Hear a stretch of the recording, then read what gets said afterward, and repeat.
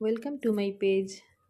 তো দেখতেই পাচ্ছ, ক্যাপশন দেখে বুঝতে পারছো, মিনি পিৎজা ব্রেড। মানে ব্রেড দিয়েই এটা বানাতে হবে, ব্রেড তো থাকতেই হবে। তো আমি এখানে ব্রেড নিয়ে নিয়েছি, আর এরকম গোল গোল করে একটা গ্লাসের মাপ দিয়ে কেটে নিলাম। আর ভেজিস যা যা আছে ঘরে তোমার অ্যাভেলেবেল দিয়ে ফেলো।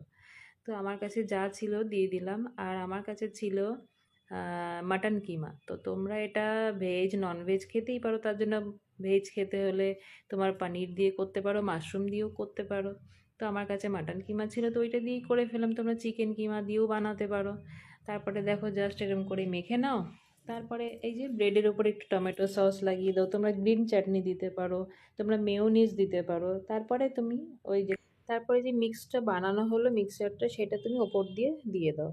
তারপরে চিজ যে যতটা খেতে ভালোবাসো সেইভাবেই দিয়ে দাও। চিজ যতটা কম দেওয়া যায় সেটাই ভালো, ওই জন্য আমি একটু অল্পই দিলাম। তা তোমাদের যতটা ইচ্ছা চিজ দিতেই পারো। তারপরে কি দেখো, দেখতে কতটা লোভনীয় লাগছে, তাই না?